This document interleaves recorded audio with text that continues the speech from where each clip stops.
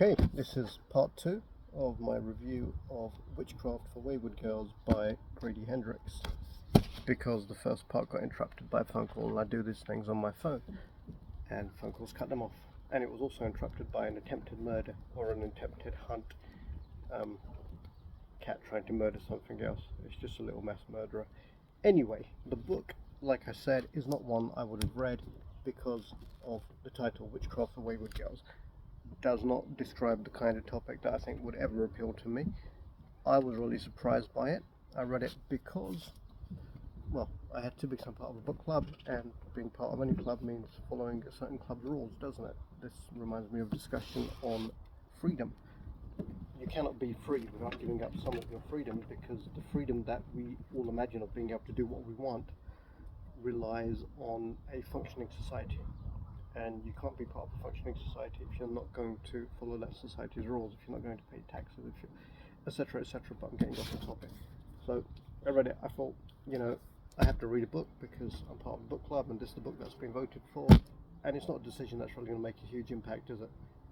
It's not a life-changing decision. It's just another book to read. I figured out that since I started doing this channel 7 years ago, I've read about one book every 2.4 weeks. So there's actually 155, maybe 156 videos on here now, but a couple of them aren't mine. And one or two books, such as this one, I've recorded more than one video for. So let's call it 150 books in 7 years, which is about one book every 2.4 weeks, which isn't bad, I guess. And there are a lot of books, well, there are a few books I read which I haven't actually reviewed. The book is very, very well written. It's very well researched. It's quite moving. It's quite frightening in parts. The story grabs you. You empathize with the characters. The teenage appeal of it is actually really appropriate, because the characters in it are teenagers, girls who fell pregnant out of wedlock and were sent to these homes that used to exist all over the States, the United States that is, for basically hiding away these children, letting them give birth, and then forcing them to put the babies up for adoption, and then sending them back to their homes and pretending it never ever happened. And if they hadn't, their families would have disowned them, because it's only Muslims and Afghanistanis and Pakistanis who are cruel like this. No, it's obviously everybody, but the West likes to pretend it's super advanced and super civilized. That's what the bullshit that is. Anyway, don't forget Israel's the only democracy in the Middle East. Fucking murderers. So, really good book, really surprised me, really well written, really well crafted in terms of viewing something as a writer. Can the person who wrote the book I'm reading write? Oh my god, yes they can. So, like I said about Natsuo Kirino, who wrote Out and Grotesque and The Goddess Chronicles. I've read the first two, I haven't read The Goddess Chronicles. Every word has a purpose, and writing is in some sense an art form, right? And you don't want it shouldn't be like science, but you can do it really well. And if I compare it to, say, playing guitar, a lot of guitarists, especially on YouTube now, they're technically mind-blowing. How the hell do they do that? But if they're playing 300 notes, a second, right? Or, 600 notes a minute or something, of course every note doesn't have a purpose. It's just bloody boring. Real musicians, every note means something. Real writers, or really good writers, not real writers, every word means something, serves a purpose, creates a feeling, moves the story along. This guy does it really, really well. What I didn't do in part 1 of this review was read the inside sleeve. I did an evil thing to be put in here, and I'm going to have to do an evil thing to get out. They call them wayward girls, loose girls, girls who grew up too fast, and they're sent to Wellwood House in St. Augustine, Florida, where unwed mothers are hidden by their families to give birth in secret, put their babies up for adoption, most important of all, forget any of it ever happened. 15-year-old Fern arrives at the home in the sweltering summer of 1970, pregnant, terrified, and alone. There, she meets a dozen other girls in the same predicament. Rose, a hippie who insists she's going to keep her baby and escape to a commune. Zinnia, a budding musician who plans to marry her baby's father. And Holly, barely 14, mute and pregnant by no one knows who. Turns out it's her, it's the vicar at her church, Reverend at her church, Reverend Jerry. I think there was actually a famous American reverend called Jerry or something. He got found out for having a big habit of sleeping with underage girls, didn't he? I don't know. something like that. So that was in the 90s.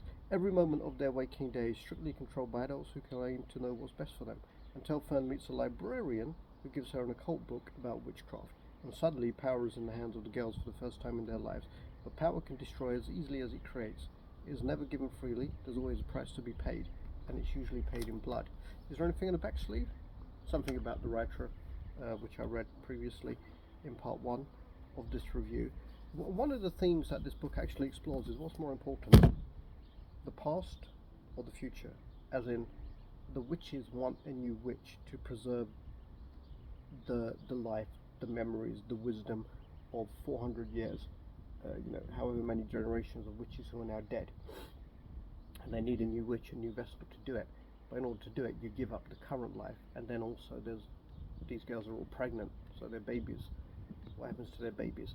So is a current life more important, or preserving new life more important than old life? I think it is, but the book explores it very, very intelligently and very movingly. And the descriptive writing is good. You really feel for these girls. I don't think you can have a good film or a good book or anything if you don't create empathy for the character. That's another really good thing about Carino. Even the evil characters, or even the characters who are performing, and the use of language is important here, deeds which you might think are unspeakable, evil, monstrous, you can understand why they're doing it, and you almost think to yourself, in the same situation, yeah, I'd do the same thing. I think in part 1 of this review I talked about what makes people evil. Is it they're born evil, or is it the circumstances? And I think it's a mix, So a Ribena is part water and part Ribena concentrate, but most of it is water. And so I think some people are mostly just evil, horrible people, but the majority of people, it's the situations they get into. It's more of the nature argument than the nurture argument. Are you all decided by your genetics and a genetic personality, if there is such a thing? And how the hell do we start talking about this when we're meant to be discussing books? I don't know, but it's a really good book. I really enjoyed it. I do recommend it. I will read more of Grady Hendrix's stuff if it comes up, or if I see it in a bookstore, I might just think, oh yeah, he's good. But given the titles of his other books, I never would have even thought to pick them up, or if my eye had glanced over them in the bookstore, I'd read the titles and I'd have thought, trash. But they're not. He's really good. Grady Hendrix is an award-winning novelist and screenwriter living in New York City. Sorry, I've already read this, but I'll tell you about his other bestsellers. They include How to Sell a Haunted House, The Final Girl Support Group, The Southern Book Club's Guide to Slaying Vampires, and many more.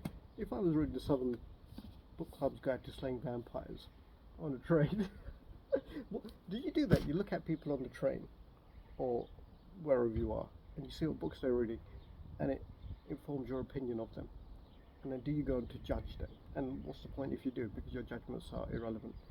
So I think I've read too many philosophy books. This book is good. I recommend it. I like Grady Hendrix. I just got that one by Julian Bergini, who's one of my favourite philosophy writers. It's called How the World Thinks. So I'll get rid of this and I'll post a review. Hope you enjoy it.